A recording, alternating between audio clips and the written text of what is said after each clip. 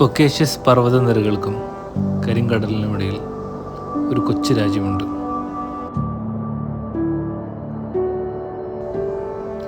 യൂറോപ്പിൻ്റെയും ഏഷ്യയുടെയും സ്വഭാവവിശേഷങ്ങൾ കൂടിച്ചേർന്ന ഒരു രാജ്യം, ജോർജിയ.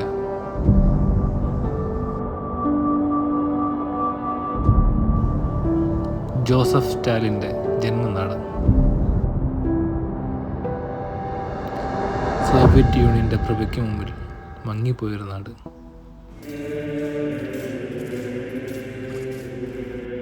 ജോർജിയ ഒരു സവിശേഷ ഭൂമിയാണ്.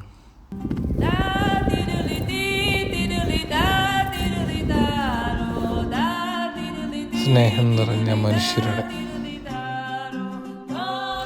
സമൂഹനമായ ഒരു സംസ്കാരത്തിൻ്റെ, കാസ്ബഗിയും കുട്ടൈസയും പോലുള്ള അതീവ സുന്ദരമായ ഗ്രാമങ്ങളിലൂടെ, കൊക്കേഷ്യസിൻ്റെ താഴ്വാരത്തെ പട്ടണമായ ടിബിലിസി എന്ന നഗരത്തിലൂടെ, അത്ഭുതങ്ങൾ ഒളിപ്പിച്ചു വെച്ച മാട്ട്വെല്ലിയിലൂടെ, എൻ്റെ ജീവിതത്തിലെ 3 ദിവസങ്ങൾ, those 3 days gave me memories for a lifetime.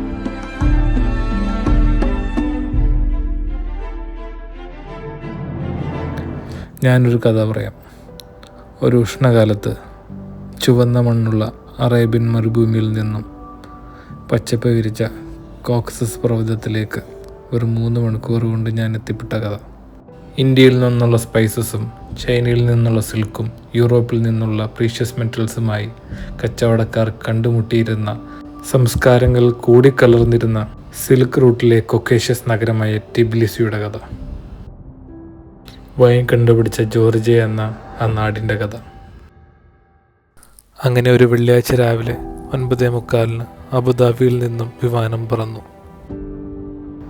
ഞായറാഴ്ച രാത്രി 11 മണിക്ക് തിരിച്ചു കയറണം. അതായത് എൻ്റെ കയ്യിൽ ആകെ ഉള്ളത് 3 ദിവസമാണ്. തിങ്കളാഴ്ച ഡ്യൂട്ടിക്ക് കയറണം. ടൂർ പാക്കേജ് ഒന്നും എടുക്കാതെ ഏകദേശം 2-3 ആഴ്ചയോളം ഹോംവർക്ക് ചെയ്തിട്ടാണ് എൻ്റെ യാത്ര.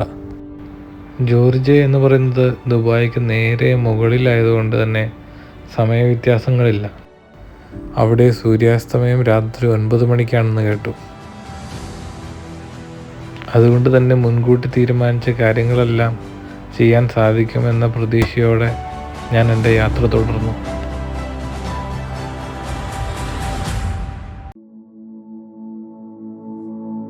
അബുദാബി എയർപോർട്ടിൽ നിന്നും ബ്രേക്ക്ഫാസ്റ്റ് കഴിച്ചിട്ടാണ് ഞങ്ങൾ കയറിയത്. അബുദാബിയിലെ മരുഭൂമിയിൽ നിന്നുയർന്ന ഞാൻ അറേബ്യൻ ഗൾഫ് എന്ന കടലിനക്കരെയുള്ള ഇറാനിലൂടെയാണ് ഇപ്പോൾ സഞ്ചരിക്കുന്നത്. മരുഭൂമിയുടെ അതേ നിറമുള്ള പാറക്കൂട്ടങ്ങൾ. ഇറാൻ്റെ നോർത്തേൺ എൻഡിലേക്ക് എത്തിയപ്പോഴേക്കും ആ മലകൾ മഞ്ഞുകൊണ്ട് മൂടപ്പെടുന്നത് ഞാൻ കണ്ടു.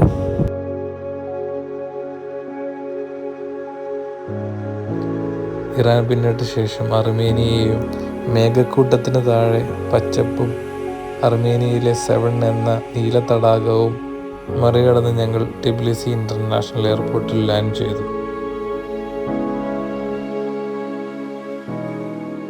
എയർപോർട്ടിൽ ഞങ്ങളെയും കാത്ത് ഞാൻ മുൻകൂട്ടി ബുക്ക് ചെയ്തിരുന്ന റെൻ്റേ കാറുമായി ഒരു ജോർജിയൻ പൗരനായ ചെറുപ്പക്കാരനുണ്ടായിരുന്നു.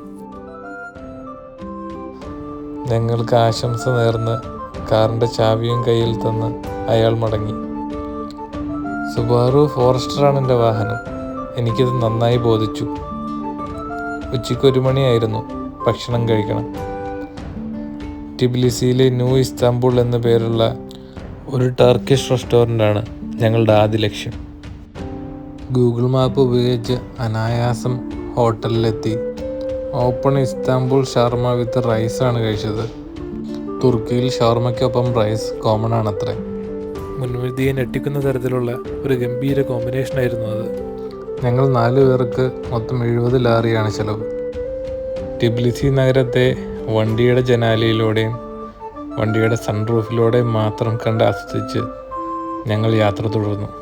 കാരണം ഞങ്ങൾ ഇന്ന് താമസിക്കുന്നത് ടിബിലിസിയിലല്ല, ഗുദൗരിയിലെ ഒരു മൗണ്ടൻ സ്കീ റിസോർട്ടിലാണ്. സമയം 4:30 ആയിരിക്കുന്നു. ഏകദേശം 3 മണിക്കൂറോളം യാത്രയുണ്ട്.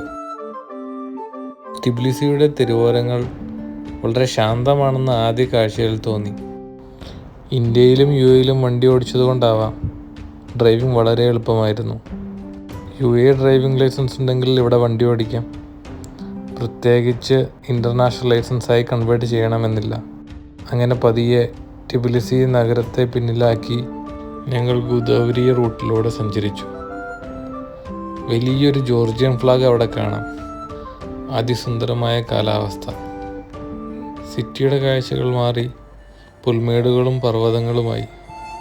വഴിയോരങ്ങളിൽ ചില സ്റ്റാച്യുകൾ നിൽക്കുന്നത് കാണാം. പഴയ കാലത്തിൽ ജോർജിയൻ ലെജൻസിലെ വല്ല കഥാപാത്രവുമായിരിക്കാം. അങ്ങ് ദൂരെ മലകൾക്ക് മീതെ കാണുന്നത് ഒരു മൊണാസ്ട്രിയാണ്. 17-ാം നൂറ്റാണ്ടിൽ പണിതീർത്ത ഒരു മൊണാസ്ട്രി. അപ്പോഴാണ് അതിസുന്ദരമായ ഒരു കാഴ്ച ഞങ്ങളുടെ കണ്ണിൽപ്പെട്ടത്. ഒരു വലിയ ചെമ്പരിയാടിൻ കൂട്ടം. ഞങ്ങൾ വാഹനം റോഡരികിൽ നിർത്തി പുറത്തിറങ്ങി. അപ്പോഴേക്കും ആട്ടിൻപറ്റവുമായി ആട്ടിടയൻ അങ്ങ് ദൂരെ പോയിരുന്നു. പിന്നാലെ വന്ന ആട്ടിടയനോട് ഞാൻ ചോദിച്ചു, ഫോട്ടോ എടുത്തോട്ടെ എന്ന്. അയാൾ എടുത്തോളാൻ ആംഗ്യം കാണിച്ചു. കൂടാതെ ഞങ്ങൾക്ക് ക്യാമറയിൽ പകർത്താൻ എളുപ്പത്തിനായി അയാൾ ആട്ടിൻകൂട്ടത്തെ ഞങ്ങളുടെ നേരെ തന്നെ തെളിച്ചു. അതിസുന്ദരമായ കാഴ്ച. ഒരു വലിയ ചെമ്പരിയാടിൻ്റെ കൂട്ടം. അവരങ്ങനെ സ്വാതന്ത്ര്യത്തോടെ പുല്ലുമൊഴി നടക്കുന്നു. ഈ ആട്ടിൻപറ്റത്തെ കണ്ടപ്പോൾ എനിക്ക് ഓർമ്മ വന്നത് ബിനിയാമിൻ്റെ മസറയ്ക്കുള്ളിൽ അടയ്ക്കപ്പെട്ട ആടുജീവിതത്തിലെ ആടുകളെയല്ല, മറിച്ച് തൻ്റെ ചെമ്പരിയാടിൻ കൂട്ടത്തോടൊപ്പം സ്വതന്ത്രമായി അലയണമെന്ന് ആഗ്രഹിച്ച പൗളോ കൊയ്ലോയുടെ ആൽക്കമിസ്റ്റിലെ ആട്ടിടയനെയാണ്. I have never imagined that a goat life would be this beautiful. അവരോട് യാത്ര പറഞ്ഞപ്പോൾ അവർ ചോദിച്ചു, Where are you from? And I said, India. അയാൾ ചിരിച്ചുകൊണ്ട് കൈവീശി കാണിച്ചു. ഞങ്ങൾ യാത്ര തുടർന്നു. പിന്നീട് ഞങ്ങൾ വണ്ടി നിർത്തിയത് അനന്നൂരി എന്ന് പറയുന്ന ഒരു സ്ഥലത്തെ ഒരു വലിയ തടാകത്തിൻ്റെ കരയിലായിരുന്നു. തടാകത്തെ ബാക്ക്ഗ്രൗണ്ടായി കിട്ടുന്ന രീതിയിൽ ചിത്രമെടുക്കാൻ ഒരുക്കിയിരിക്കുന്ന ഒരു സ്ഥലം. കുറച്ച് സമയം അവിടെ ചെലവഴിച്ചു. 5 ചെലവിൽ ആ കാണുന്ന ഊഞ്ഞാലാടുകയും ചെയ്തു. അധികം സമയം നഷ്ടപ്പെടുത്താതെ ഞങ്ങൾ യാത്ര തുടർന്നു. ഇനി നമ്മൾ പോകുന്നത് ഈ തടാകത്തിൻ്റെ കരയിലെ ഒരു കോട്ടയിലേക്കാണ്. ഇതുമായി ബന്ധപ്പെട്ട് ഞാൻ ഒരു കഥ പറയാം. നൂരി എന്ന ഗ്രാമത്തിലെ അനയുടെ കഥ. 17-ാം നൂറ്റാണ്ടിൽ ഈ ഗ്രാമത്തെ ആക്രമിക്കാനായി താത്താർ സൈന്യമെത്തി. ഈ നാട്ടിലുള്ളവരെല്ലാം ഈ കോട്ടയ്ക്കുള്ളിൽ അഭയം പ്രാപിച്ചു. അങ്ങനെ അക്രമികൾ ഈ കോട്ടയെ വളഞ്ഞു. കോട്ടയ്ക്കുള്ളിലുള്ളവർക്ക് ഭക്ഷണമൊന്നും കിട്ടാതെ എല്ലാവരും വൈകാതെ കോട്ടയ്ക്കുള്ളിൽ നിന്ന് പുറത്തു വരുമെന്ന് അവർ പ്രതീക്ഷിച്ചു. പക്ഷേ ദിവസങ്ങൾ കടന്നുപോയിട്ടും ആരും പുറത്തിട്ട് വന്നില്ല. അങ്ങനെ ക്ഷമ കെട്ട അവർക്ക് മനസ്സിലായി കോട്ടയ്ക്കുള്ളിലേക്ക് ഭക്ഷണം എത്തുന്നുണ്ടെന്ന്. തുരങ്കത്തിലൂടെ ഭക്ഷണം എത്തിച്ചിരുന്ന നൂരി എന്ന ഗ്രാമത്തിലെ അന എന്ന പെൺകുട്ടിയെ അക്രമികൾ പിടികൂടി. തുരങ്കം എവിടെയാണെന്ന് കാട്ടിക്കൊടുത്തില്ലെങ്കിൽ അവർ അനയെ വധിക്കുമെന്ന് ഭീഷണിപ്പെടുത്തി.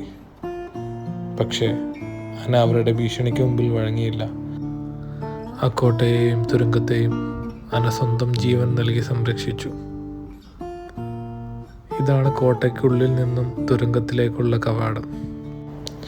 നൂരിയിലെ അനയുടെ ഓർമ്മയ്ക്കായി അവർ ആ കോട്ടയ്ക്കും ആ നാടിനും പേരിട്ടു അനന്നൂരി.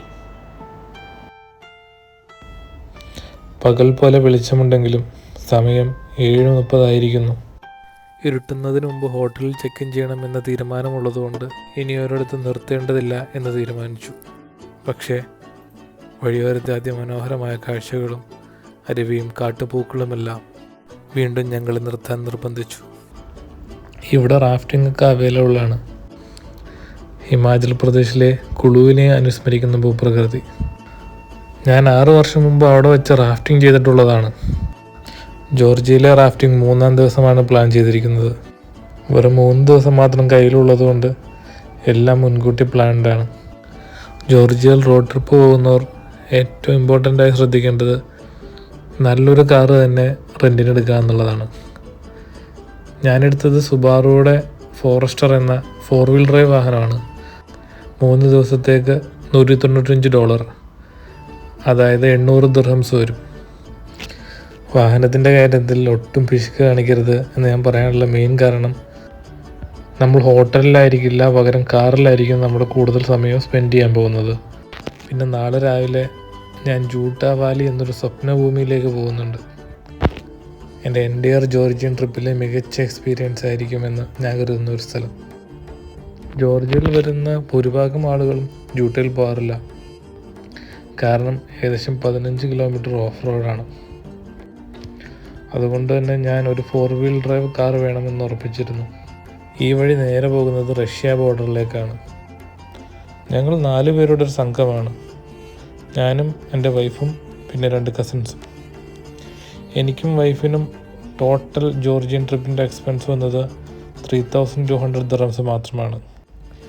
കൂടെയുള്ളവർ ഒരാശങ്ക പ്രകടിപ്പിച്ചു, ഇതുവരെ മഞ്ഞൊന്നും കാണുന്നില്ലല്ലോ. ഞങ്ങളുടെ യാത്ര ജൂൺ മാസത്തിലാണ്. ജൂണിൽ ജോർജിയയിൽ സ്പ്രിംഗ് സീസണാണ്.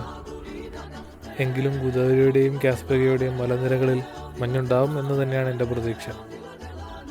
കൂടാതെ ജോർജിയ വിസിറ്റ് ചെയ്യാൻ ഏറ്റവും മികച്ച ഒരു മാസം തന്നെയാണ് ജൂൺ. അതെന്തുകൊണ്ടാണെന്ന് നിങ്ങൾക്ക് ഈ വീഡിയോയുടെ 2ാം ഭാഗത്തിൽ മനസ്സിലാകും. നമ്മുടെയൊക്കെ അറ്റൻഷൻ സ്പാൻ വളരെ കുറഞ്ഞിരിക്കുന്ന ഈ കാലഘട്ടത്തിൽ വളരെ സ്ലോ പേസിൽ ഒട്ടും ലൗഡല്ലാതെ ഈ ചിത്രങ്ങളുടെ അകമ്പടിയോടെ കഥ പറയാമെന്ന് കരുതി. ക്ഷമയോടെ ഇത് കണ്ടിരിക്കാൻ നിങ്ങളും ഒന്ന് ശ്രമിച്ചു നോക്ക്. നാളെയാണ് ഈ യാത്രയുടെ ഏറ്റവും പ്രധാനപ്പെട്ട ദിവസം. ജൂട്ടാ വാലിയിൽ ഹോഴ്സ് റൈഡിങ് ചെയ്യണം, കാസ്പഗിയിൽ പോകണം, ജോർജിയ റഷ്യ ഫ്രണ്ട്ഷിപ്പ് മോണമെന്റ് കാണണം, തിരികെ വന്ന് ടിബിലിസിയിലെ നൈറ്റ് ലൈഫ് ആസ്വദിക്കണം.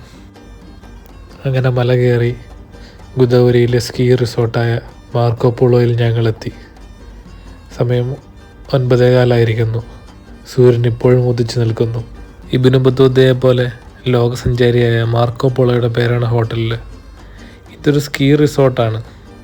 ഇവിടെ എപ്പോഴും ശൈത്യമായതുകൊണ്ടാവാം റൂമിൽ AC ഉണ്ടായിരുന്നില്ല.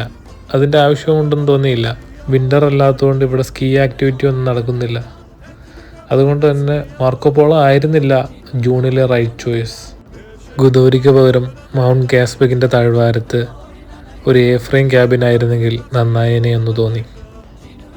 പക്ഷെ മാർക്കോ പോളോ നിരാശപ്പെടുത്തുന്ന ഒന്നായിരുന്നില്ല. മികച്ച കാഴ്ചകളും സൗകര്യവും ബ്രേക്ക്ഫാസ്റ്റും എല്ലാം അടങ്ങിയതായിരുന്നു ഞങ്ങളുടെ താമസം. എന്നോടൊപ്പം വരികയാണെങ്കിൽ ജോർജിയയുടെ അതിശയിപ്പിക്കുന്ന കാഴ്ചകളിലൂടെ ഈ വീഡിയോയുടെ 2ാം ഭാഗത്തിൽ ഞാൻ നിങ്ങളെ കൂട്ടിക്കൊണ്ടുപോകാം.